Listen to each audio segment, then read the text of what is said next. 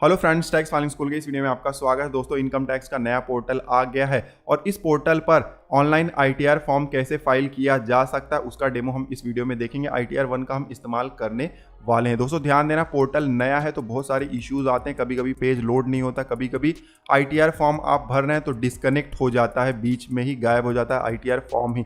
बहुत बार इन्फॉर्मेशन ही आपको दिखाई नहीं देता है, जो आपके यूजफुल इन्फॉर्मेशन होते हैं वो दिखाई नहीं देते। तो इस तरीके के बहुत सारे इश्यूज अभी आ रहे हैं। तो इनकेस आपको भी अगर ऐसे इश्यूज आते हैं तो आप ऑफलाइन फॉर्म भी भर सकते हैं। ऑफलाइन फॉर्म कैसे भरना उसका वीडियो हमारे चैनल पर अवेलेबल है, लिंक आपको नीचे डिस्क्रिप्शन में मिल जाएगा। दोस्तों ध्यान देना है, ऑनलाइन फॉर्म में और ऑफलाइन फॉर्म में अब ज़्यादा डिफरेंस नहीं रह गया है। 95% तो बिल्कुल सेम है, 5% का डिफरेंस है, वो भी स्टार्टिंग में, क्योंकि ऑनलाइन में हम लॉगिन करते हैं, ऑफलाइन में हमें फाइल डाउनलोड करना पड़ता है। दोस्तों वीडियो में आगे बढ़े उससे पहले मैं आपसे रिक्वेस्ट करूंगा कि आप हमारे चैनल को जरूर सब्सक्राइब कर लीजिएगा और सब्सक्राइब करने के बाद बगल में जो बेल आइकॉन है उस पर क्लिक करना बिल्कुल ना भूलिएगा। इस तरीके से हमने एक एक्सेल शीट बना लिया हुआ है जहां पर सारे डिटेल्स को हमने एक जगह पर रख लिया हुआ है। ध्यान देना, यहाँ पर जो भी डिटेल्स है सब कुछ डेमो है, सब कुछ फेक है, ठीक है। ऐसा बहुत ही कम होता है कि एक ही एसएससी को सारे इनकम हो जाए, सारे डिडक्शन भी मिल जाए, लेकिन हम यहाँ पर डेमो बना रहे हैं तो ज़्यादा से ज़्यादा चीज़ों को कवर करने की कोशिश करेंगे। हम यहाँ पर फॉर्म नंबर 16 का डेमो हमने बनाया हुआ है, फॉर्म 12 BA का बनाया हुआ है, house property, other source, deduction, उसके अलावा एग्जेम्प्ट इनकम, ये सब कुछ हम ITR 1 में दिखाएंगे।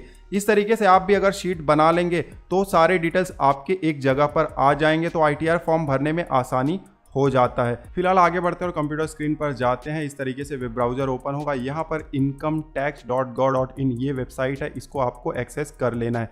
इस तरीके से पेज आ जाएगा। लॉगिन पर हम क्लिक करेंगे यहाँ पर और इस तरीके से लॉगिन का पेज आ गया है। यहाँ पर आप पैन नंबर का इस्तेमाल कर सकते हैं या तो आधार नंबर का भी इस्तेमाल कर सकते हैं अगर आपका आधार कार्ड लिंक है तब, ठीक है। तो जल्दी से हम पैन नंबर इंटर कर देते हैं। दोस्तों ध्यान देना, वीडियो बड़ा होगा क्योंकि नया पोर्टल है, नया तरीका है ITR भरने का। उसके अलावा जो भी डिटेल्स हम यहाँ पर आपको दिखाएंगे वो सब के सब डेमो होंगे, तो आपको नाम नंबर पर ध्यान नहीं देना है, आपको प्रोसेस पर ध्यान देना है कि किस तरीके से ITR में डिटेल फीड करना है। अब पैन नंबर इंटर करने के बाद हम कंटिन्यू पर क्लिक करेंगे। फिर यहाँ पर एक सिक्योर एक्सेस मैसेज है, ये बॉक्स पर हम क्लिक कर देंगे, पासवर्ड जल्दी से इंटर करेंगे और फिर नीचे कंटिन्यू पर क्लिक करेंगे और इस तरीके से पेज आ जाएगा। Welcome to e filing portal. यहाँ पर नाम हमारा दिखाई नहीं दे रहा है, जैसे कि मैंने बताया नया वेबसाइट अभी ये लॉन्च किया गया है तो बहुत सारे इश्यूज आ रहे हैं। यहाँ पर प्रोफाइल स्टेटस में 0% दिखाई दे रहा है, जबकि हमारा 70% से ज़्यादा प्रोफाइल स्टेटस कंप्लीट है। ऑलरेडी मैंने बहुत बार देख लिया हुआ है इस पोर्टल पर ही, लेकिन कभी कभी ये ठीक से इन्फॉर्मेशन आपको देता नहीं है और इसीलिए मैं आपको एडवाइस भी ऑफलाइन की बीच बीच में देते रहूँगा और ऑलरेडी दे दिया हुआ है कि आप ऑफलाइन को भी कंसीडर करिएगा, क्योंकि ऑनलाइन पोर्टल कुछ समय लगेगा इसको स्टेबल होने में। अब नीचे अपडेट कर सकते हैं प्रोफाइल, लेकिन हम अपडेट नहीं करने वाले, हम स्किप कर देंगे इसको। अब इस तरीके से डैशबोर्ड आ जाता है। आपको जाना है सबसे पहले ई फाइल में, इनकम टैक्स रिटर्न्स में, और नीचे यहाँ पर व्यू फॉर्म 26 AS, इस पर आपको क्लिक करके सबसे पहले तो TDS चेक कर लेना है। जब क्लिक करेंगे तो इस तरीके से डिस्क्लेमर आएगा, कंफर्म पर क्लिक करेंगे, नया पेज एक आ जाएगा। इस तरीके से पेज आया, क्लिक करेंगे, प्रोसीड पर क्लिक करेंगे। यहाँ पर view verified tax credit view 26 AS है, इस पर क्लिक करेंगे। यहाँ पर असेसमेंट ईयर सेलेक्ट कर लेंगे 2021-22, फिर व्यू एज HTML, नीचे व्यू डाउनलोड का ऑप्शन है, इस पर क्लिक करना है और जैसे ही क्लिक करेंगे नीचे आएंगे तो यहाँ पर आपको डिटेल दिखाई देगा TDS का, और बाकी दूसरा कोई भी ट्रांजैक्शन आपने किया होगा तो आपको चेक कर लेना है, डिटेल सब कुछ दिखाई देगा। आपको चेक कर लेना है कि क्या TDS का या दूसरा कोई भी ट्रांजैक्शन का डिटेल यहाँ पर जो दिया गया है वो पूरी तरीके से अपडेट हो गया है या नहीं हुआ है। अगर नहीं अपडेट हुआ है 26 AS में, तब आपको आगे नहीं बढ़ना है। ITR आपको थोड़े समय के बाद फाइल करना है, ठीक है। अपडेट हो जाए उसके बाद ही फाइल करना, लेकिन आप बना सकते हैं। अपडेट हो गया तब आपको फिर से आ जाना है अपने इनकम टैक्स के पोर्टल पर, और यहाँ पर आपको ऑप्शन मिलता है फाइल नाउ का, या तो ई फाइल में जाएंगे तो income tax return, file income tax return, दोनों में से कोई भी ऑप्शन आप चूज करेंगे, एक इस तरीके का पेज आ जाएगा। यहाँ पर आपको असेसमेंट ईयर सेलेक्ट कर लेना है, असेसमेंट ईयर 2021-22। अब नीचे के ऑप्शंस देखिए ऑटोमेटिकली यहाँ पर डिसेबल हो गए हैं, कोई चिंता की बात नहीं। कंटिन्यू पर आपको क्लिक करना है। कंटिन्यू पर क्लिक करते हैं तो यहाँ पर 2 मोड आपको दिखाई दे रहे हैं, select mode of filing online, ठीक है। प्रोसीड पर क्लिक करेंगे। अब यहाँ पर देखिए to file a fresh income tax return start new filing. अगर आपने ऑलरेडी कोई ड्राफ्ट सेव किया हुआ है तो रिज्यूम फाइलिंग पर क्लिक करना है। हमारे केस में ऐसा नहीं है, हम नया इनकम टैक्स रिटर्न फाइल करना चाहते हैं तो इस पर क्लिक करेंगे स्टार्ट न्यू फाइलिंग पर। यहाँ पर हमें असेसी का डिटेल सेलेक्ट करना है, इंडिविजुअल है हमारे केस में तो इंडिविजुअल सेलेक्ट करेंगे और कंटिन्यू पर क्लिक कर देंगे। उसके बाद अब हमें यहाँ पर ITR फॉर्म चूज करना है। हम यहाँ पर ITR 1 को चूज कर लेंगे। नीचे देखिए इंस्ट्रक्शन दिए गए हैं किसके लिए ITR 1 एप्लीकेबल होता है। नीचे प्रोसीड विथ ITR 1 का बटन है, इस पर हम क्लिक कर देंगे। अब यहाँ पर इस तरीके से स्क्रीन आ जाएगा ITR 1 इनकम टैक्स रिटर्न 1। अब यहाँ पर देखिए यहाँ पर कंडीशंस दिए गए हैं कि किसे ITR 1 फॉर्म चुनना है। बेसिकली 50 लाख तक अगर आपका इनकम है तब आप ITR 1 फाइल कर सकते हैं और वो इनकम सैलरी, हाउस प्रॉपर्टी और अदर सोर्स, इन 3 सोर्स से ही होना चाहिए। इन तीनों के अलावा दूसरा कोई भी सोर्स है तो ITR 1 आप फाइल नहीं कर सकते। एग्रीकल्चर इनकम 5000 से ज़्यादा तो भी आप ITR 1 फाइल नहीं कर सकते। तो इसको आप पढ़ लीजिएगा। अब नीचे आते हैं तो यहाँ पर देखिए बहुत सारे रिसोर्सेज हैं, आप पढ़ लीजिए, कोई डाउट हो नीचे लेट्स गेट स्टार्टेड का ऑप्शन है, इस पर क्लिक करना है। इस तरीके से पेज आ गया। यहाँ पर कुछ सवाल पूछे गए हैं तो हम यहाँ पर ऑप्शन सेलेक्ट कर लेंगे जो हमारे लिए एप्लीकेबल हो। क्या हमारा टैक्सेबल इनकम ज़्यादा है बेसिक एग्जम्पशन लिमिट से? यहाँ पे पूछा जा रहा है कि आप इनकम टैक्स रिटर्न क्यों फाइल करना चाहते हैं। क्या हमारा टैक्सेबल इनकम ज़्यादा है बेसिक एग्जम्पशन लिमिट से, तब कंपलसरी फाइल करना पड़ता है। उसके अलावा देखिए सेकंड कंडीशन है कि क्या आप अपने इनकम टैक्स रिटर्न सेक्शन 139(1) के साथ प्रोविजन के लिए फाइल कर रहे हैं, जिसमें कि 3 कंडीशन होते हैं। अगर आपने डिपॉजिट किया हुआ है 1 करोड़ से ज़्यादा का अमाउंट एक या एक से ज़्यादा करंट अकाउंट में ड्यूरिंग द प्रीवियस ईयर तो आपको ITR फाइल करना पड़ता है। अगर आपने फॉरेन ट्रैवल किया हुआ है 2 लाख से ज़्यादा का एक्सपेंसेस हुआ है तब भी करना पड़ता है। या आपका टोटल एग्रीगेट अमाउंट 1 लाख से ज़्यादा है इलेक्ट्रिसिटी कंजम्पशन का पूरे साल भर में, मतलब पिछले साल में, तब भी आपको ITR फाइल करना पड़ता है। वैसे ही आप अगर मान लीजिए कि ये दोनों कंडीशन आपके लिए एप्लीकेबल नहीं है, आप वैसे वॉलंटरी ही अपना ITR फाइल कर रहे हैं, बहुत लोगों का इनकम कम होता है फिर भी ITR फाइल करते हैं, तब आपको अदर वाला सेलेक्ट करना है। मान लीजिए हमारे केस में taxable income basic exemption limit से ज़्यादा है तो हम पहला वाला ऑप्शन सेलेक्ट कर लेते हैं, ठीक है। फिर कंटिन्यू पर क्लिक करेंगे। कंटिन्यू पर जब हम क्लिक करते हैं तो देखिए इस तरीके से स्क्रीन आ जाता है कि हमारा डेटा जो है वो प्री फील्ड हो गया है। यहाँ पर लिखा गया है कि जो भी डिटेल्स आपको मिलने वाले हैं वो प्री फील्ड होंगे, मतलब वहाँ पर ऑटोमेटिकली डेटा फीड होगा। अब डेटा कहाँ से फीड होता है? जो आपका TDS कट हुआ होता है तो जो आपका एम्प्लॉयर होता है या कंपनी होता है या जो जिसके पास से आपको पेमेंट आने वाला था, जिन्होंने TDS डिडक्ट किया हुआ है, तो वो डेटा भेज देते हैं गवर्नमेंट को कि इतना इतना इनकम हमने इनको दिया हुआ है, इतना सैलरी दिया हुआ है और इसके ऊपर TDS डिडक्ट किया हुआ है। तो वो सब डिटेल ऑटोमेटिकली फीड हो जाता है हमारे ITR में। लेकिन फिर भी आपको क्रॉस चेक एक बार कर लेना है। यही चीज़ बोला गया है यहाँ पर कि प्री फील्ड डेटा आपको मिल जाएगा, लेकिन आपको क्रॉस वेरीफाई कर लेना है। हमारे केस में फिलहाल अभी प्री फील्ड डेटा नहीं मिलेगा क्योंकि ये ITR हम बहुत जल्दी फाइल कर रहे हैं और TDS वगैरह का जो अपडेट है वो काफ़ी लेट आने वाला है। तो फ्यूचर में और एक ITR फाइल करेंगे जहां पर सारे अपडेट्स आगे होंगे। फिलहाल इस वीडियो में हम जल्दी से आगे बढ़ते हैं। वैलिडेट रिटर्न का यहाँ पर हम प्रोसेस देख सकते हैं। यहाँ पर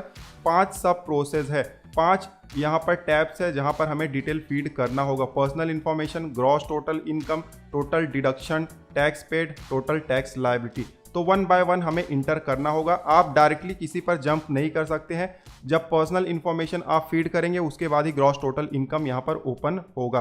तो सबसे पहले पर्सनल इन्फॉर्मेशन में जाते हैं, यहाँ पर आपको क्लिक करना है।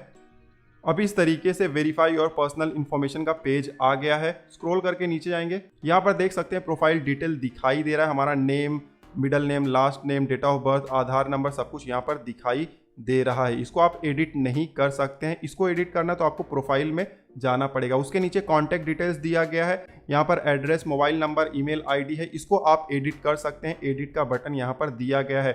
तो कुछ भी रॉन्ग हो तो आप एडिट कर लीजिए। लेटेस्ट आपका जो कॉन्टैक्ट डिटेल है वो अपडेट होना बेहद ही जरूरी है। उसके बाद और स्क्रॉल करके थोड़ा सा नीचे आएंगे। अब यहाँ पर हमें नेचर ऑफ एम्प्लॉयमेंट पूछा जा रहा है, मतलब कहाँ पर हम जॉब करते हैं, सेंट्रल गवर्नमेंट में या स्टेट गवर्नमेंट या पब्लिक सेक्टर अंडरटेकिंग में हम जॉब करते हैं, या हम जॉब नहीं कर रहे हैं हमें पेंशन मिल रहा है, या तो प्राइवेट सेक्टर में अगर आप जॉब करते हैं तो अदर्स आ जाएगा। उसके अलावा मान लीजिए आपको सैलरी या पेंशन कुछ भी नहीं मिल रहा तो नॉट एप्लीकेबल आ जाएगा। काफ़ी लोगों को सिर्फ इंटरेस्ट इनकम होता है तो वहाँ पर नॉट एप्लीकेबल आ जाएगा। हमारे केस में हम मान लेते हैं जॉब किया जा रहा है प्राइवेट सेक्टर में, ठीक है, तो अदर्स को हम सेलेक्ट कर लेंगे। अब फाइलिंग सेक्शन यहाँ पर आ गया है। Filed under section 139(1) automatically selected है और यही हमारे लिए फिलहाल एप्लीकेबल भी है। Filed in response to notice under section, ये सब आपको कुछ भी नहीं करना, ये जिसको नोटिस आया रहता है उसके लिए एप्लीकेबल होता है। ठीक है, अब थोड़ा सा और नीचे जाएंगे और यहाँ पे एक बहुत ही इंपॉर्टेंट क्वेश्चन है, क्या आप नया टैक्स रिग में चुनना चाहते हैं अंडर सेक्शन 115 BAC? तो हम यहाँ पर नया टैक्स रिग में नहीं चुनना चाहते हैं, तो हम इसको नो कर देंगे। अब ध्यान देना है, ये ऑप्शन आपको बहुत ही समझदारी से सिलेक्ट करना है। नया आपके लिए अच्छा है या पुराना अच्छा है, इससे रिलेटेड एक वीडियो ऑलरेडी हमने बनाया हुआ है, तो आप चेकआउट कर सकते हैं, लिंक आपको नीचे डिस्क्रिप्शन में मिल जाएगा। तो थोड़ा सा आपको हेल्प मिल जाएगा। आपको पता होना चाहिए कि कौन सा टैक्स रिग में आपके लिए फ़ायदेमंद है। हमारे लिए हमें लगता है कि पुराना वाला टैक्स रिग में फ़ायदेमंद है, तो हम यहाँ पर नो सेलेक्ट कर लेंगे, पुराना वाला ही कंटिन्यू करेंगे। और इस वीडियो में भी आगे चलकर मैं आपको बताऊँगा कि पुराने वाले और नए वाले में क्या डिफरेंस आ जाता है, जब हम फॉर्म भरते हैं तो क्या डिफरेंस आता है, मैं आपको वो भी दिखा दूंगा। फिलहाल हम पुराना वाला सेलेक्ट करेंगे और आगे बढ़ेंगे। अब यहाँ पर बैंक डिटेल ऑटोमेटिकली आ गया है, हमारा SBI बैंक का यहाँ पर अटैच हुआ है, लेकिन देखिए नॉट प्री वैलिडेटेड दिखा रहा है, जबकि हमारा bank account number pre validated है।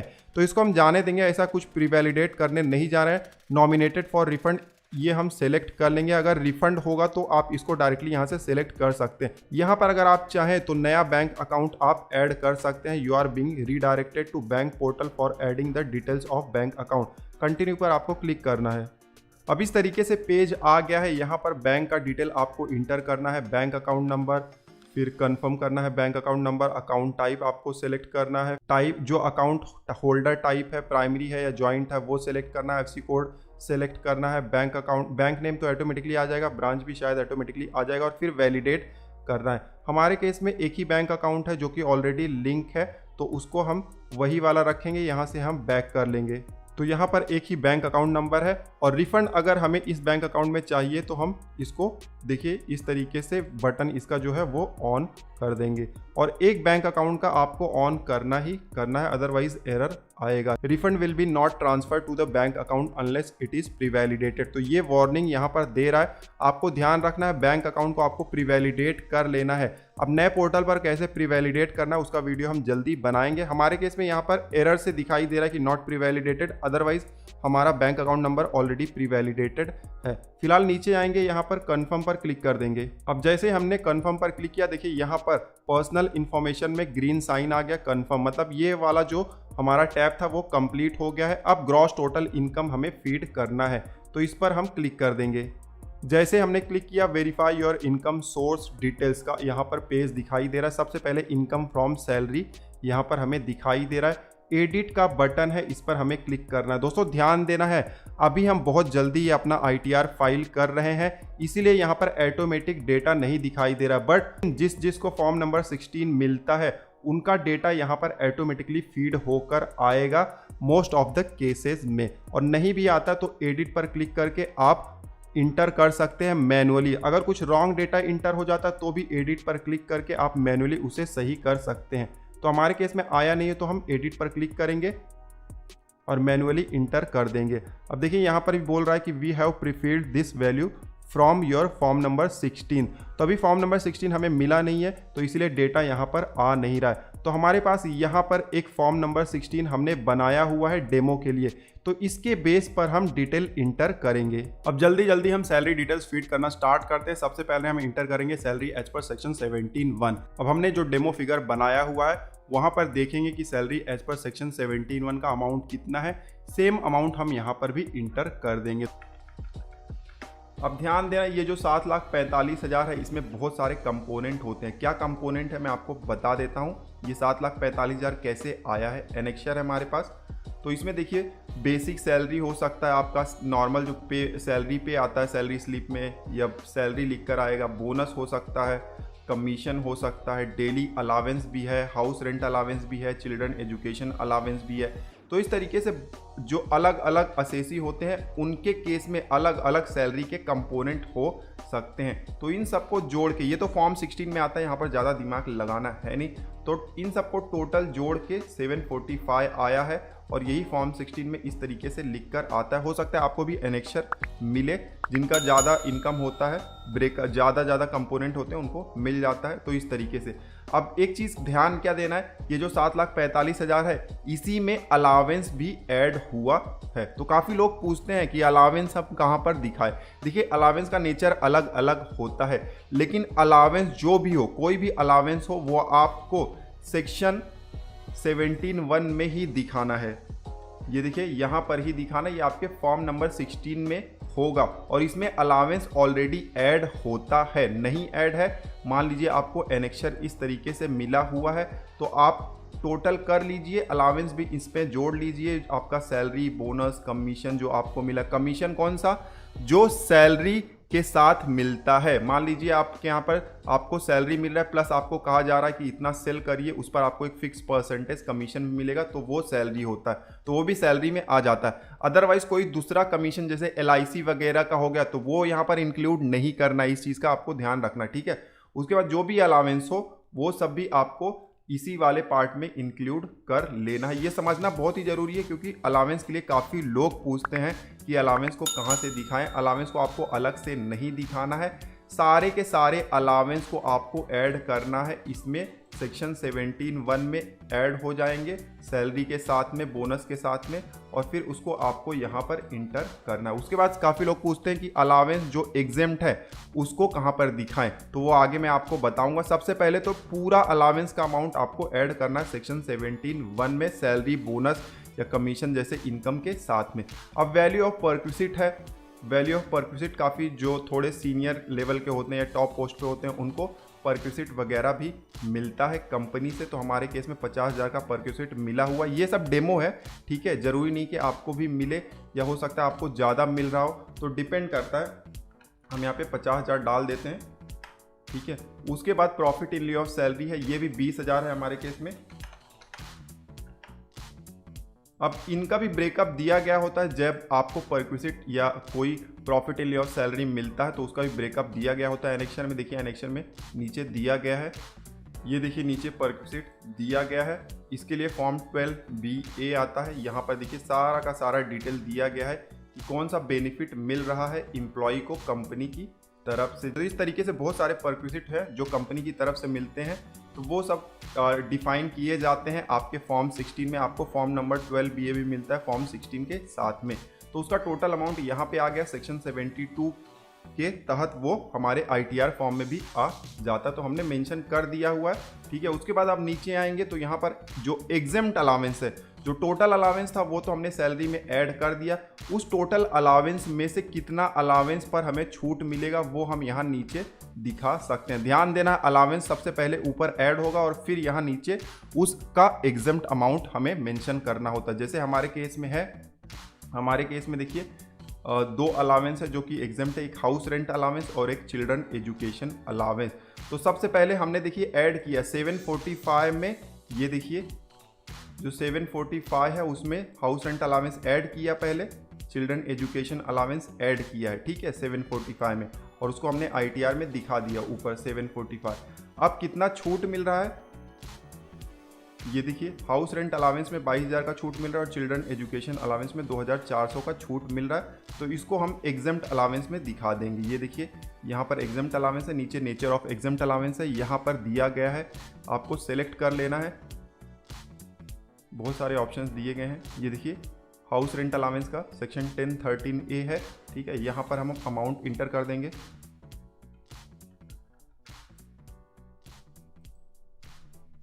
उसके बाद ऐड कर सकते हैं अनादर। उसके बाद यहाँ पर सेक्शन हम चिल्ड्रन एजुकेशन अलावेंस वाला भी सिलेक्ट कर लेंगे और यहाँ पर हम अमाउंट इंटर कर देंगे।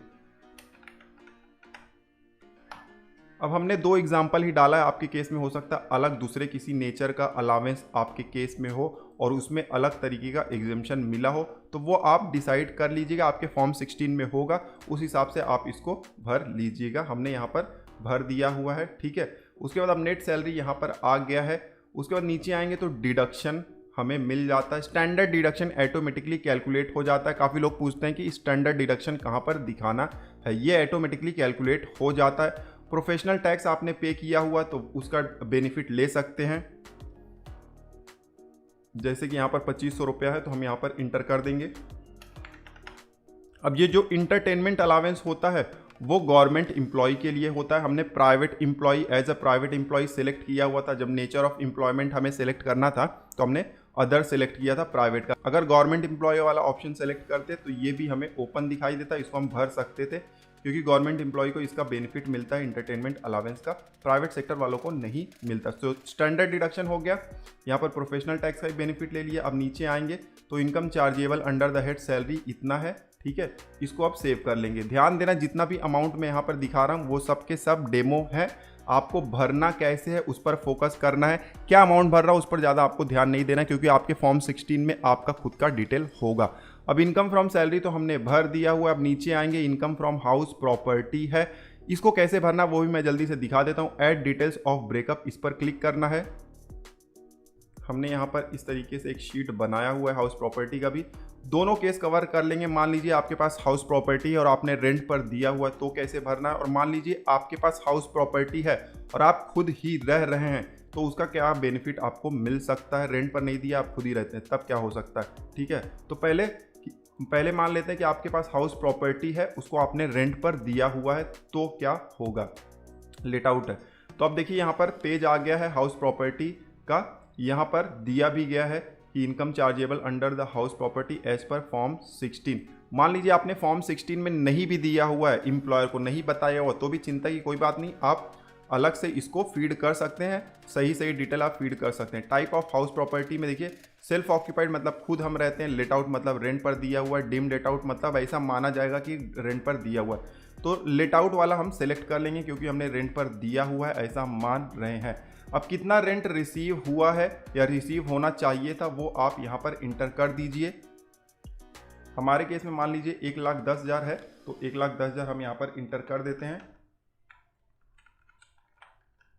ठीक है। उसके बाद लोकल अथॉरिटी को जो टैक्स पे किया हुआ है, जैसे म्यूनसिपैलिटी होता है तो उनको हम टैक्स पे करते हैं तो वो अमाउंट आप यहाँ पर दिखा सकते हैं। 2,000 का टैक्स हमने पे किया हुआ है, वो हमने दिखा दिया। एनुअल वैल्यू आ गया है, उस एनुअल वैल्यू में से 30% माइनस हो जाएगा तो 32,400 माइनस हो गया। आपने अगर कोई लोन लिया हुआ है उस घर पर तो उसका जो इंटरेस्ट पे करते हैं, देखिए 2 कंपोनेंट होते हैं। लोन जब पे करते हैं इंस्टॉलमेंट तो उसमें 2 कंपोनेंट होते हैं, एक प्रिंसिपल होता है और एक इंटरेस्ट कंपोनेंट होता है। जैसे कि देखिए ये इंटरेस्ट हो गया, ये प्रिंसिपल। तो इंटरेस्ट वाला जो पोर्शन है उसे हम यहाँ पर क्लेम कर सकते हैं 145। ध्यान देना है अगर आपने लेट आउट वाला सिलेक्ट किया हुआ है तो चाहे जितना इंटरेस्ट का अमाउंट हो यहाँ पर आप क्लेम कर सकते हैं। यहाँ पर 5 लाख होता तो 5 लाख भी क्लेम कर सकते थे। जैसे कि सेल्फ ऑक्यूपाइड वाला जो प्रॉपर्टी होता है वहाँ पर रिस्ट्रिक्शन है, बट लेट आउट प्रॉपर्टी पर अगर आप इंस्टॉलमेंट ज़्यादा भर रहे हैं, ज़्यादा इंटरेस्ट दे रहे हैं तो पूरा का पूरा क्लेम कर सकते हैं। तो ये हो गया। अब उसके बाद मान लीजिए कुछ पिछले सालों का कोई रेंट आपको रिसीव हुआ है इस साल में, पहले नहीं रिसीव हुआ, वो चले गया था, गायब हो गया था और सडनली आपको मिल गया, तो उसको आप 30% लेस करके यहाँ पर दिखा सकते हैं। जैसे कि 1 लाख आपको मिल गया पिछले साल का तो आप उसमें से 30% माइनस करके 70,000 यहाँ पर और दिखा सकते हैं। हम मान लेते हैं कि हमारे केस में नहीं है। अब पूरा जो कैलकुलेशन हुआ उसमें अब देखिए इनकम चार्जेबल हो रहा है under the head house property -69,400, मतलब हमारा जो रेंट है वो 1,10,000 था और उसमें से देखिए डिडक्शन मिल गया, टैक्स जो हमने पे किया हुआ था और स्टैंडर्ड डिडक्शन मिल गया यहाँ पर 30% का, तो वो सब माइनस किया और जो रेंट जो इंटरेस्ट हमने पे किया हुआ था होम लोन का वो भी माइनस किया, तो माइनस में चले गया। माइनस में जाने का मतलब है कि हमें बेनिफिट मिलेगा, हमारा जो टोटल इनकम होगा उसमें से ये अमाउंट माइनस हो जाएगा। ऐड पर क्लिक कर देंगे। अब जब ऐड पर क्लिक करेंगे तो देखिए यहाँ पर आ गया है इनकम फ्रॉम हाउस प्रॉपर्टी, यहाँ पर -69,400 है। अब मान लीजिए कि हाउस प्रॉपर्टी लेट आउट नहीं है, ठीक है, इसको हम डिलीट कर देते हैं। अब रेंट पर अगर आपने नहीं दिया हुआ है और सेल्फ ऑक्यूपाइड मतलब खुद ही रहते हैं, तब यहाँ पर आपको एक सवाल पूछना है कि क्या आपके हाउस प्रॉपर्टी पर लोन है, जिस घर में आप रहते हैं क्या उस हाउस प्रॉपर्टी पर लोन है। अगर लोन नहीं है तब तो आपको कुछ भी नहीं करना है, यहाँ पर इसको आपको छोड़ देना है। बट अगर आपके केस में हाउस प्रॉपर्टी पर लोन है तब ऐड डिटेल्स ऑफ ब्रेकअप पर क्लिक करना है। टाइप ऑफ हाउस प्रॉपर्टी में सेल्फ ऑक्यूपाइड सेलेक्ट करना है। उसके बाद हमारी शीट है जो देखिए यहाँ पर सेल्फ ऑक्यूपाइड है, ठीक है। म्यूनिसिपल टैक्स अब हम दिखा नहीं सकते हैं, म्यूनिसिपल टैक्स का ऑप्शन ही नहीं आएगा। जो इंटरेस्ट हमने पे किया हुआ है अपनी प्रॉपर्टी पर वो हम यहाँ पर दिखा सकते हैं, तो 145 हम यहाँ पर दिखा देंगे। ध्यान देना यहाँ पर रिस्ट्रिक्शन होता है जब सेल्फ ऑक्यूपाइड हाउस होता है, तो इंटरेस्ट वाला जो पोर्शन होता है उसका मैक्सिमम 2 लाख तक का ही क्लेम कर सकते हैं। उसके अलावा एक और चीज़ का ध्यान देना है कि अगर हमने अपना इंस्टॉलमेंट पे नहीं किया हुआ है तो भी इंटरेस्ट वाला पोर्शन हम क्लेम कर सकते हैं, प्रिंसिपल वाला नहीं कर सकते हैं। सेक्शन 80C में जिसको हम क्लेम करते हैं वो नहीं कर सकते, बट जो इंटरेस्ट वाला पोर्शन है भले हमने लोन पे किया हो या ना पे किया हो, यहाँ पर हम दिखा सकते हैं एक्रूअल बेसिस पर और उसका बेनिफिट ले सकते हैं। हाउस प्रॉपर्टी का डिटेल इंटर करने के बाद अब हम जाएंगे इनकम फ्रॉम अदर सोर्स में। तो यहाँ पर भी फॉर्म 16 अगर हमें मिला हुआ तो जो एम्प्लॉयर को डिटेल अगर हमने दिया होगा तो यहाँ पर दिखाई देगा। हमारे केस में नहीं दिखाई दे रहा है, हो सकता है आपके केस में दिखाई दे। अगर नहीं भी दिखाई दे रहा है और आपके केस में अदर सोर्स का इनकम है तो आप मैन्युअली ऐड कर सकते हैं। ऐड डिटेल्स पर आपको क्लिक करना है और इस तरीके से यहाँ पर सवाल पूछे जाते हैं। उन सवालों का आपको जवाब देना होता है कि क्या आपको इंटरेस्ट इनकम है from saving account in India, तो हमारे केस में यस है, तो यस करेंगे तो यहाँ पर अमाउंट भी इंटर करना होगा। तो हमारे केस में देखिए हमें अदर सोर्स का क्या इनकम है, अदर सोर्स का इनकम है सेविंग बैंक अकाउंट का, तो ये हम इंटर कर देंगे। उसके बाद हमसे पूछा जा रहा है कि क्या इंटरेस्ट इनकम हमें मिल रहा है deposits in bank, post office, cooperative society in India और do you have received income as enhanced compensation. तो बैंक में आपका आईडी अकाउंट है, फिक्स्ड डिपॉजिट है, इस तरीके के डिपॉजिट अकाउंट है, वहाँ से इंटरेस्ट मिल रहा है तो आपको यस कर देना है और अमाउंट आपको यहाँ पर इंटर कर देना है। ये हमने इंटर कर दिया। फिर फैमिली पेंशन है या नहीं वो पूछा जा रहा है तो नो ही रहने देंगे। इंटरेस्ट मिला हुआ है इनकम टैक्स रिफंड पर तो यस कर देना है। काफ़ी लोगों को इंटरेस्ट मिलता है इनकम टैक्स रिफंड पे तो अमाउंट आपको यहाँ पर मेंशन कर देना है, ठीक है। हमारे केस में नहीं है, हम मान के चलते हैं। एनी अदर इनकम है अदर सोर्स का तो यस कर देना है और फिर अमाउंट इंटर करना है और फिर डिस्क्रिप्शन डालना है कि कौन सा अदर सोर्स का इनकम है। तो हमारे केस में हम इसको भी नो कर देते हैं। डिविडेंड इनकम अगर आपको है तो यस कर देना है और डिविडेंड इनकम का क्वार्टरली ब्रेकअप यहाँ पर हमें इंटर करना है कि किस किस पीरियड में हमें डिविडेंड मिला है। मान लेते हैं कि हमारी केस में डिविडेंड इनकम है, ठीक है, 25,000 है, तो इसका ब्रेकअप भी हमें डालना पड़ेगा। डायरेक्टली हम अमाउंट इंटर नहीं कर सकते हैं। कब कब हमें डिविडेंड इनकम मिला है, ध्यान देना है, कब कब मिला है हम यहाँ पर इंटर कर देंगे। तो मान लीजिए 2,500 रुपया मिला है 15 जून से पहले, 16 जून से लेकर 15 सितंबर तक के बीच में हमें 5,000 मिला है, ठीक है। उसके बाद सितंबर से लेकर दिसंबर के बीच में हमें कुछ नहीं मिला है तो हम यहाँ पर 0 इंटर कर देंगे। और 16 दिसंबर से लेकर 15 मार्च के बीच में अगर कुछ मिला हुआ है तो वो इंटर कर देंगे। ध्यान देना मैं ऐसे ही डेमो यहाँ पर इंटर कर रहे हैं, बट आपको एक्चुअल में जो मिला हुआ है उस तरीके से भरना है। अगर नहीं मिला हुआ बिल्कुल डिविडेंड है ही नहीं तो आपको नो कर देना है, ठीक है, सिंपल सा है। और उसके बाद कितना बचा हुआ, 25,000 हमें दिखाना था। यहाँ पर हम मान लेते हैं कि मार्च में हमें 7,500 रुपये डिविडेंड मिला, तो टोटल 25,000 हमें मिला है। तो ये डिटेल हमने इंटर कर दिया हुआ है अदर सोर्स का भी और डिविडेंड का भी। अब कंटिन्यू पर हम क्लिक कर देंगे। अब आप देख सकते हैं इनकम फ्रॉम अदर सोर्स में सारे डिटेल्स हमें दिखाई देने लगे हैं, ठीक है, ये टोटल। अब नीचे आएंगे, अगर आपको कुछ चेंजेस करने हैं इसमें तो आप इसको सेलेक्ट कर लिए और एडिट पर क्लिक कर सकते हैं, या तो आप डिलीट कर सकते हैं अगर रॉन्ग हो गया है तो, ठीक है। उसके बाद और कुछ ऐड करना है तो ऐड अनदर पर क्लिक करके आप ऐड भी कर सकते हैं। फिलहाल और थोड़ा सा नीचे आएंगे, एग्जेम्प्ट इनकम में यहाँ पर ऐड डिटेल्स पर क्लिक करेंगे। अब एग्जेम्प्ट इनकम अगर आपको कुछ है तो आप ऐड कर दीजिए। हम यहाँ पर डेमो के लिए ऐड कर रहे हैं, जैसे कि LIC का इनकम है तो सेक्शन 1010D हम यहाँ पर इंटर कर देंगे और अमाउंट यहाँ पर डाल देंगे और अमाउंट डालने के बाद ऐड पर हम क्लिक कर देंगे। अब यहाँ पर एग्जेम्प्ट इनकम आ गया है। उसके अलावा अगर आप PF विड्रॉ करते हैं जो कि एग्जेम्प्ट होता है बाय नेचर, ध्यान देना हर PF विड्रॉल एग्जेम्प्ट नहीं होता, किसी किसी पर टैक्स भी लगता है, बट इन केस आपका अगर PF विड्रॉल एग्जेम्प्ट है तो आप उसको यहाँ पर दिखा सकते हैं एग्जेम्प्ट इनकम में। यहाँ पर आपको चूज़ करना है सेक्शन जिसके तहत एग्जेम्प्ट होता है। सेक्शन 1011 हमने सेलेक्ट किया और अमाउंट इंटर कर देंगे और फिर नीचे ऐड का बटन है, इस पर क्लिक कर देंगे। तो तो यहाँ पर देखिए हमने इनकम का डिटेल इंटर कर दिया हुआ है, salary, house property, other source और फिर एग्जेम्प्ट इनकम का डिटेल हमने इंटर कर दिया हुआ है। अब पूरा डिटेल आप एक बार वेरीफाई कर लीजिए और फिर आपको क्लिक करना है नीचे कन्फर्म के बटन पर। अब आप देखिए यहाँ पर ग्रॉस टोटल इनकम के सामने भी ग्रीन यहाँ पर सिंबल आ गया है कि ये आपका कंप्लीट हो गया है। अब हमें जाना है टोटल डिडक्शन पर, तो टोटल डिडक्शन के सामने हम क्लिक करेंगे। अब यहाँ पर भी हमसे बहुत सारे सवाल पूछे जा रहे हैं। पहला सवाल पूछा जा रहा है कि आपने डोनेशन पेड किया हुआ है, उसका डिडक्शन क्लेम करना है, तो हम नो कर देंगे।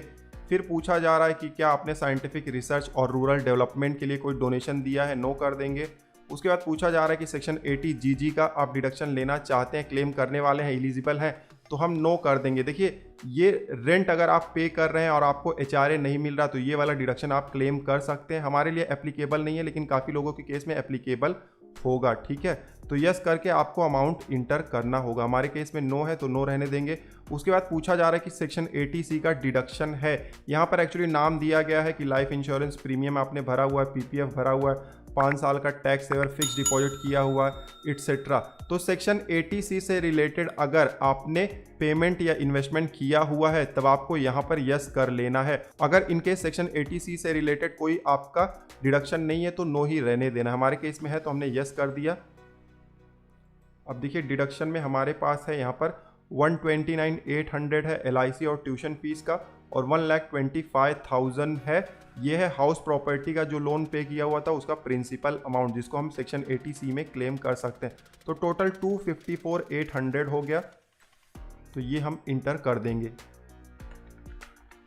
ध्यान देना हम यहाँ पर डेमो बना रहे हैं तो बहुत बार ऐसा होता है कि अमाउंट ज़्यादा दिखाई देता है। उसके बाद नीचे आएंगे तो यहाँ पर अगर section 80 CCD2 contribution to pension scheme of central government by employer, अगर यस है तो यस करना है, नो है तो नो रहने देना है। हमारे केस में नो है। उसके बाद नीचे आएंगे तो are you eligible, section 80D का डिडक्शन लेना है तो यहाँ पर यस करना है, अदरवाइज नो कर देना। तो हमारे केस में है तो हम यस कर देंगे। सेक्शन 80D का मतलब हो गया कि हेल्थ मेडिकल इंश्योरेंस प्रीमियम आपने पे किया हुआ है, प्रिवेंटिव हेल्थ चेकअप के लिए आपने पे किया हुआ है, या सीनियर सिटीजन के मेडिकल एक्सपेंडिचर के लिए खर्च किया हुआ है तो आप क्लेम कर सकते हैं। अब यहाँ पर अमाउंट इंटर करने का बॉक्स नहीं है क्योंकि इसके लिए सेपरेट एक अलग से टैब बना हुआ है, आगे हम देखेंगे उसके बारे में। उसके बाद नीचे आएंगे तो यहाँ पर सेक्शन 80E है, एजुकेशन लोन आपने अगर लिया हुआ है हायर स्टडी के लिए तो उसका जो इंटरेस्ट पे करते हैं उसको आप क्लेम कर सकते हैं। हमारे केस में नहीं है तो नो कर देंगे। फिर हमसे पूछा जा रहा है कि क्या दूसरे किसी भी डिडक्शन को आप क्लेम करना चाहते हैं, तो यस हम करेंगे क्योंकि यहाँ पर बहुत सारे डिडक्शन है जिसमें से कुछ एप्लीकेबल हैं हमारे लिए। अगर इसमें से कोई भी आपके लिए एप्लीकेबल नहीं है तो आप नो कर दीजिएगा, वो गायब हो जाएगा। बट हमारे केस में एक डिडक्शन एप्लीकेबल है, सेक्शन 80TTA, ठीक है। तो ये हम इंटर कर देंगे।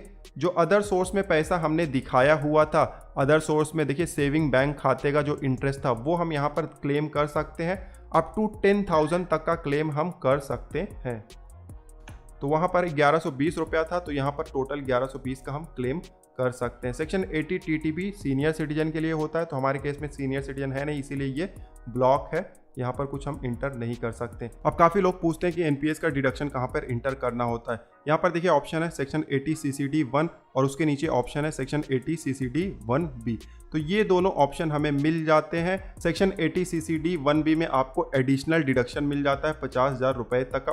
तो ये डिडक्शन हमने सब कुछ इंटर कर दिया हुआ है। अब नीचे आएंगे, कंटिन्यू पर क्लिक करेंगे।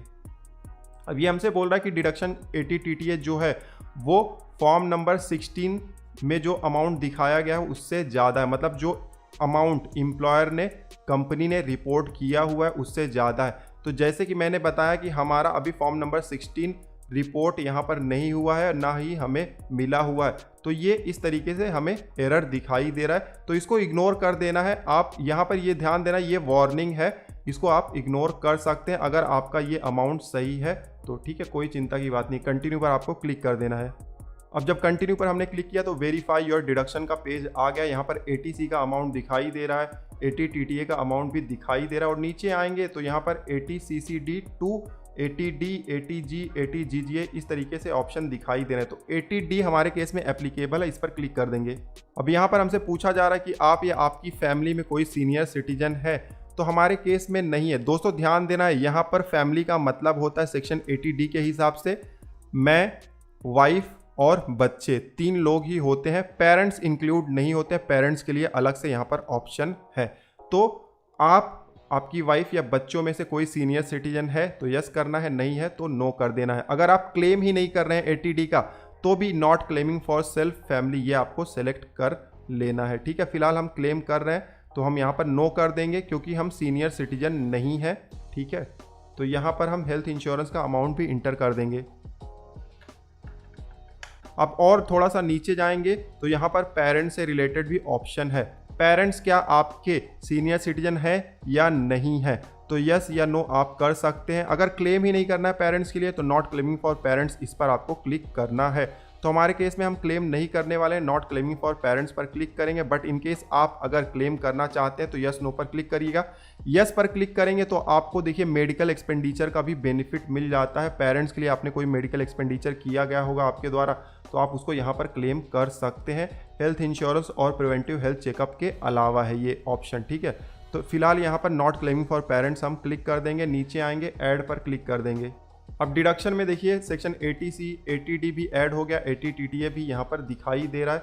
अब नीचे जाएंगे स्क्रॉल करके, यहाँ पर हमसे कहा जा रहा है कि टोटल ऑफ चैप्टर 6 से deduction entered is more than deduction details provided by the employer, please reverify. तो इस तरीके से वार्निंग कब आएगा, जब आपका फॉर्म नंबर 16 और आपका डिटेल मिसमैच होगा। तो मतलब फॉर्म नंबर 16 में जो डिटेल भेजा गया है इनकम टैक्स डिपार्टमेंट के पास वो अलग है और आप जो अमाउंट इंटर कर रहे हैं वो अलग है, तब इस तरीके से एरर आएगा। हमारे केस में इसलिए आ रहा है क्योंकि फॉर्म नंबर 16 अभी तक भेजा ही नहीं गया है, सबमिट नहीं किया गया, इसीलिए आ रहा है। तो हमारा ये जो डिटेल है वो हम मान के चलते हैं कि सही है, वैसे भी हम डेमो बना रहे हैं। बट आपके केस में इस तरीके से एरर आएगा तो आपको चेक करना है कि आप जो डिटेल इंटर कर रहे हैं वो सही है ना। देखिए फॉर्म नंबर 16 में आप कोई डिडक्शन मिस कर जाते हैं, आपने एम्प्लॉयर को बताया नहीं है, तो भी आप क्लेम कर सकते हैं ITR फॉर्म में। ठीक है, ध्यान से, बट ध्यान रखना वो जेन्युइन होना चाहिए, फेक आपको अमाउंट इंटर नहीं करना है। तो अब नीचे कंफर्म का बटन है, इस पर क्लिक कर देना है। तो हमने यहाँ पर ग्रॉस टोटल इनकम भी डाल दिया हुआ है, डिडक्शन भी फीड कर दिया हुआ है। टैक्स लायबिलिटी अभी फिलहाल हमारा नील आ रहा है ओल्ड टैक्स सिस्टम में। अब क्या चेंजेस होते हैं अगर हम नए टैक्स सिस्टम में अपने आप को कन्वर्ट करते हैं? नए टैक्स सिस्टम में और पुराने टैक्स सिस्टम में क्या डिफरेंस है वो अब जल्दी से मैं आपको बता देता हूँ। मैं यहाँ पर शिफ्ट कर लेता हूँ पूरा नए वाले टैक्स सिस्टम में। पर्सनल इन्फॉर्मेशन में जाऊँगा और यहाँ पर देखिए are you opting for new tax रिंग में, तो इसको मैं यस कर दूंगा और फिर कंफर्म पर क्लिक कर दूंगा। जैसे हमने कंफर्म पर क्लिक किया, दो चीज़ें तो यहाँ पर हमें दिखाई दे गई है। देखिए डिडक्शन जो है वो 0 हो गया है और ग्रॉस टोटल इनकम 8.5 लाख हो गया, जो पहले 6 लाख के आसपास था। तो ग्रॉस टोटल इनकम में जल्दी से जाता हूँ। अब यहाँ पर देखिए सैलरी का जो इनकम है वो कितना बढ़ गया है। क्यों? क्योंकि जो एग्जेम्पशन थे, जो आपके अलावेंस में छूट आपको मिला था, स्टैंडर्ड डिडक्शन था, वो सब कुछ नए टैक्स सिस्टम में आपको नहीं मिलता है। एडिट पर क्लिक करूंगा, यहाँ पर अलावेंस में जो हमें छूट मिला था वो गायब हो गया है। नए टैक्स रिग्मे में सभी अलावेंस पर आपको छूट नहीं मिलता, किसी किसी पर ही मिलता है। स्टैंडर्ड डिडक्शन जो था वो भी ऑटोमेटिकली गायब हो गया है। तो नए टैक्स सिस्टम में ये चेंज है पुराने वाले से। अगर आप सैलरी वाला डिटेल फीड करेंगे तो अब हाउस प्रॉपर्टी में क्या चेंज होता है वो भी मैं आपको दिखा देता हूं। ये देखिए यहाँ पर होम लोन का जो इंटरेस्ट हम क्लेम कर लेते थे वो अब नहीं कर पाते हैं अगर हमने सेल्फ ऑक्यूपाइड चूज किया हुआ है तो।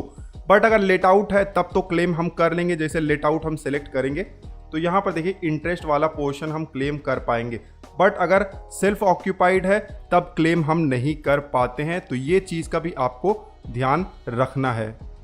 अब जाते हैं अदर सोर्स में।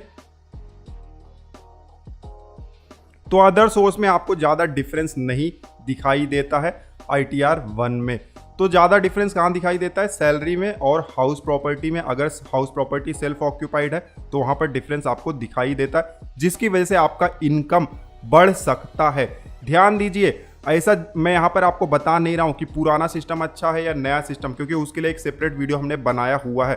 यहाँ पर सिर्फ आपको मैं चेंजेस दिखा रहा हूँ कि पुराना आपने भरा तो किस तरीके से काम कर रहा था और जब आपने नया भरने की कोशिश की तो वो किस तरीके से काम करेगा, वो हमने यहाँ पर डिफरेंस दिखाया हुआ है। अब और क्या बदलाव होते हैं वो भी मैं आपको जल्दी से दिखा देता हूँ। ये तो इनकम में बदलाव हो गया। अब देखिए डिडक्शन जो है यहाँ पर भी आपको बहुत सारी चीज़ों को छोड़ना पड़ेगा। ATC, ATD और ATTT का डिडक्शन जो हमें मिल रहा था पुराने वाले टैक्स सिस्टम में, वो नए टैक्स सिस्टम में आपको नहीं मिलेगा। यहाँ पर सिर्फ एक ही छूट मिलता है, ATCCD2, सिर्फ ये वाला ही आप क्लेम कर सकते हैं, बाकी कोई भी डिडक्शन यहाँ पर आप क्लेम नहीं कर सकते हैं। तो ये चीज़ भी आपको छोड़ना पड़ेगा। तो आपको असेस करना है कि आपको फ़ायदा कहाँ है, नए टैक्स सिस्टम में या पुराने वाले टैक्स सिस्टम में। तो ये डिफरेंस हमें दिखाई देता है इनकम में और डिडक्शन में अगर हम नया टैक्स सिस्टम चुनते हैं। तो फिलहाल इस वीडियो में हम पुराना वाला टैक्स सिस्टम से ही भरेंगे। तो फिर से हम कन्वर्ट कर लेते हैं पुराने टैक्स सिस्टम में और सारे डिटेल को हम एक बार चेक भी कर लेंगे कि क्या डिटेल सब कुछ सही है जो हमने पहले फीड किया हुआ था। और पुराने सिस्टम में हम फिर से चले गए हैं। आप देख सकते हैं कुछ इनकम डिडक्शन जो है वो दिखाई नहीं दे रहे हैं, तो कोई बात नहीं, हम इसको फिर से भर लेते हैं। और उसके बाद अब आगे क्या प्रोसेस होगा, आगे का जो भी प्रोसेस है वो नए टैक्स सिस्टम और पुराने टैक्स सिस्टम दोनों में सेम रहेगा। अब हमने पुराने टैक्स सिस्टम के हिसाब से पूरा डिटेल फिर से भर दिया हुआ है। अब यहाँ पर टैक्स पेड का ऑप्शन हमें दिखाई देता है। इस पर जब क्लिक करेंगे तो जो भी TDS आपका डिडक्ट हुआ है या एडवांस टैक्स आपने पे किया हुआ है, सेल्फ असेसमेंट टैक्स आपने पे किया हुआ है, वो सब कुछ यहाँ पर दिखाई देगा। अब कब दिखाई देगा, जब 26 AS में अपडेट हो गया होगा तब दिखाई देगा। हमारे केस में कुछ भी यहाँ पर दिखाई नहीं दे रहा है, क्योंकि जैसे कि मैंने बताया हम ITR फॉर्म बहुत जल्दी भर रहे हैं। अभी तो TDS वगैरह अपडेट भी नहीं हुआ है फाइनल का, ठीक है, फाइनल क्वार्टर का। तो इसीलिए यहाँ पर डिटेल दिखाई नहीं दे रहा, ना ही फॉर्म नंबर 16 मिला हुआ है हमने। तो यहाँ पर ये फॉर्म नंबर 16 जो बनाया हुआ है वो डेमो भरने के लिए बनाया हुआ है, ठीक है। तो फिलहाल हम क्या करेंगे, यहाँ पर अगर आप चाहें, आपके पास डिटेल्स है तो आप चाहें तो यहाँ पर मैनुअली आप ऐड कर सकते हैं। देखिए TDS ऑन सैलरी इनकम आप मैनुअली भी ऐड कर सकते हैं। मैनुअल ऐड करने के लिए ऐड अनदर पर आपको क्लिक करना है। उसके बाद देखिए यहाँ पर 10 नंबर आप इंटर कर सकते हैं, डिडक्टर का नेम यहाँ पर आ सकता है। उसके बाद कितना आपको सैलरी दिया गया है और कितना टैक्स TDS आपका डिडक्ट किया गया है आप यहाँ पर मेंशन कर सकते हैं, ठीक है। हमारे केस में नहीं है, हम इसको छोड़ देते हैं। उसी तरीके से मान लीजिए आपने कोई सेल्फ असेसमेंट टैक्स या एडवांस टैक्स पे किया हुआ है, तो शो डिटेल पर जब आप क्लिक करेंगे तो आपको ऐड अनदर का ऑप्शन दिखाई देगा। आप मैनुअली भी ऐड कर सकते हैं अमाउंट को। देखिए यहाँ पर BSR कोड इंटर करना है, हम जल्दी से एक बार आपको बता देते हैं किस तरीके से। उसके बाद चालान नंबर इंटर करना है। उसके बाद डेट ऑफ डिपॉजिट। अब डेट ऑफ डिपॉजिट से पता चल जाता है कि एडवांस टैक्स है या सेल्फ असेसमेंट टैक्स, ठीक है। तो यहाँ पर हम 1 जून सेलेक्ट कर लेते हैं। टैक्स पेड में हम 20,000 रुपया यहाँ पर इंटर कर देते हैं और ऐड पर क्लिक कर देंगे। तो आप देख सकते हैं यहाँ पर अमाउंट हमारा ऐड हो गया है, मैनुअली हमने ऐड किया हुआ है। फिर भी एक इम्पॉर्टेंट चीज़ बताऊँगा कि भले ही आप मैनुअली ऐड करें, 26 AS में अपडेट होना बेहद ही ज़रूरी है, अदरवाइज इसको कंसीडर नहीं किया जाएगा। जो ऑटोमेटिकली आ जाता है वो ज़्यादा फायदेमंद होता है। मैनुअली ऐड करते हैं तो ऐड हम कर सकते हैं, लेकिन 26 AS में अपडेट होना चाहिए जो भी पेमेंट हमने किया हुआ है या जो भी TDS हमारा डिडक्ट हुआ है। अब कन्फर्म पर क्लिक कर देंगे तो जो टैक्स पेमेंट है वो भी यहाँ पर अपडेट हो गया है। तो 4 टैब तो हमने भर दिया हुआ है। टैक्स लायबिलिटी जैसे कि हमने बताया नील आ रहा है अभी भी हमारा, ठीक है। तो इस पर क्लिक कर देंगे टैक्स लायबिलिटी पर और एक बार सब कुछ हम चेक कर लेंगे, ठीक है। अब यहाँ पर जो भी डिटेल्स दिखाई देते हैं उसको हम एडिट तो कर नहीं सकते हैं, तो हम यहाँ पर सिर्फ देख सकते हैं किस तरीके से कंप्यूटेशन हुआ है। ओल्ड सिस्टम हमने चुना हुआ था तो रीबेट हमें यहाँ पर मिल जाता है, नए सिस्टम में भी रीबेट मिलता है। इसीलिए जो टैक्स लायबिलिटी बन रहा था वो रीबेट के द्वारा घटा दिया गया, तो कोई भी टैक्स लायबिलिटी हमें अब पे नहीं करना है। उसके अलावा एक और इम्पॉर्टेंट ऑप्शन यहाँ पर आपको मिल जाता है, relief under section 89, fill form number 10E to claim relief. काफ़ी लोगों को सैलरी जो है वो एक साथ मिल जाता है, एरियर सैलरी मिल जाता है या ग्रेचुटी मिल जाता है, तो ऐसे केसेस में रिलीफ के लिए फॉर्म नंबर 10E भरना पड़ता है, ठीक है। तो इस पर आपको डायरेक्टली क्लिक कर देना है और फिर कंटिन्यू पर क्लिक करना है। आपको पेज आ जाएगा फॉर्म नंबर 10E भरने का। फिलहाल हम अभी क्लिक नहीं कर रहे हैं, बट आपके केस में एप्लीकेबल होगा तो आप क्लिक कर दीजिएगा और भर दीजिएगा। अभी हम क्लिक करेंगे तो दूसरे पेज पर चले जाएगा। तो अभी फ़िलहाल हम कंटिन्यू करते हैं, ये कैसे भरना उसका एक सेपरेट वीडियो हम बनाएंगे। कैंसिल पर क्लिक कर देंगे। अब और नीचे आएंगे तो यहाँ पर इंटरेस्ट से रिलेटेड कुछ ऑप्शंस दिए गए हैं, हमारे लिए कुछ भी एप्लीकेबल नहीं है। आप देख सकते हैं टैक्स लायबिलिटी नील आ रहा है, कन्फर्म पर हम क्लिक कर देंगे। अब जैसे ही हमने कन्फर्म पर क्लिक किया आप देखिए 5 टैब ऊपर ग्रीन साइन आ गया है, कंफर्म हो गया, मतलब सब कुछ भर चुका है हमने। अब यहाँ पर डाउनलोड कर सकते हैं जेसन फाइल, तो जो जो डिटेल्स आपने फीड किया हुआ है सब कुछ डाउनलोड हो जाएगा। अदरवाइज यहाँ पर प्रोसीड का ऑप्शन है, डायरेक्टली हम आगे बढ़ सकते हैं। मैं यहाँ पर प्रोसीड पर क्लिक करता हूँ। अब जैसे हमने प्रोसीड पर क्लिक किया, देखिए सेकेंड प्रोसेस पर हम आ गए। वैलिडेट रिटर्न वाला पोर्शन तो हमारा कंप्लीट हो गया। अब कंफर्म योर रिटर्न समरी, ये वाला प्रोसेस आ गया। यहाँ पर हमसे बोला जा रहा है कि you are eligible for refund ₹20,000। तो रिफंड अगर आपके केस में होगा तो इस तरीके से दिखाई देगा। टैक्स लायबिलिटी होगा तो वो भी आपको दिखाई देगा। अब नीचे देखिए पूरा कंप्यूटेशन है, ठीक है। अब नीचे यहाँ पर आपको प्रीव्यू रिटर्न पर क्लिक करना है। जैसे ही प्रीव्यू रिटर्न पर आपने क्लिक किया, इस तरीके से पेज आ गया है, preview and submit your return. ये क्या है? ये आईपी एड्रेस है जहां से हम अपना इनकम टैक्स रिटर्न फाइल कर रहे हैं। यहाँ पर हमें इसको सेलेक्ट करना है, यहाँ पर अपना नाम इंटर करना है, यहाँ पर फादर नेम इंटर करना है, ठीक है। उसके बाद नीचे आएंगे तो यहाँ पर सेल्फ हम सेलेक्ट कर लेंगे और पैन कार्ड अपने आप, पैन नंबर अपने आप यहाँ पर ऑटोमेटिकली आ गया है। और नीचे आएंगे तो टीआरपी अगर आपका रिटर्न फाइल कर रहा है तो उसका डिटेल आ जाएगा। वैसे टीआरपी जब रिटर्न फाइल करेगा तो वो खुद ही यहाँ पर अपना डिटेल इंटर कर देगा। अब प्रोसीड टू प्रीव्यू पर आपको क्लिक करना है। पूरा डिटेल आपको देख लेना है कि सब कुछ भर दिया हुआ है, तो उसके बाद प्रोसीड टू प्रीव्यू पर क्लिक करना है। अब आप देख सकते हैं यहाँ पर प्रीव्यू फाइल आ गया है, ITR 1 सहज, यहाँ पर असेसमेंट ईयर 2021-22। इसको आप डाउनलोड भी कर सकते हैं और प्रिंट भी आप इसका निकाल सकते हैं। हम यहाँ पर डाउनलोड नहीं कर रहे हैं, ना ही प्रिंट निकाल रहे हैं, आप निकाल सकते हैं। इसको स्क्रॉल करके नीचे आएंगे। अब आप देख सकते हैं जो भी डिटेल आपने फीड किया हुआ था सब कुछ यहाँ पर दिखाई दे रहा है, ठीक है। आप क्रॉस वेरीफाई कर लीजिएगा, सब कुछ अगर सही होगा तो स्क्रॉल करके नीचे जाएंगे तो प्रोसीड टू वैलिडेशन पर आपको क्लिक करना है। सब कुछ अगर सही है तब, अदरवाइज आपको बैक कर देना है। सब कुछ सही है तो हम प्रोसीड टू वैलिडेशन पर क्लिक करेंगे। अब आप देख सकते हैं यहाँ पर इस तरीके से स्क्रीन आ जाता है, वैलिडेशन सक्सेसफुल। इसका मतलब है कि ITR में हमारे कोई भी टेक्निकल एरर नहीं है। तो प्रीव्यू एंड सबमिट हो गया है। अब वेरीफाई योर रिटर्न का ऑप्शन यहाँ पर आता है। उसके लिए प्रोसीड टू वेरिफिकेशन पर हमें क्लिक करना होगा। जैसे हमने प्रोसीड टू वेरिफिकेशन पर क्लिक किया, यहाँ पर देखिए कंप्लीट योर वेरिफिकेशन। यहाँ पर 3 ऑप्शन है। आप अगर तुरंत ई वेरीफाई करना चाहते हैं तो पहला ऑप्शन सेलेक्ट करिए, बाद में ई वेरीफाई करना चाहते हैं तो सेकेंड, ई वेरीफाई नहीं करना चाहते हैं, आप मैनुअली भेजना चाहते हैं बेंगलोर ITR का कॉपी, तो थर्ड ऑप्शन सेलेक्ट करिए। हम यहाँ पर सेकेंड ऑप्शन हमेशा सेलेक्ट करते हैं। अगर आप सेकेंड ऑप्शन चूज करते हैं तो ऐसा नहीं है कि ई वेरिफिकेशन कंपलसरी है, आप चाहे तो बाद में आप मैनुअली कॉपी को साइन करके बेंगलोर भी भेज सकते हैं, कोई इशू नहीं होता। ई वेरीफाई इसलिए सेलेक्ट नहीं करता हूं क्योंकि कभी कभी ठीक से OTP समय पर नहीं आता है, और OTP समय पर नहीं आता है तो हमें वेट करना पड़ता है कि कब OTP आएगा, कब वेरीफाई करेंगे और कब हमारा ITR सबमिट होगा।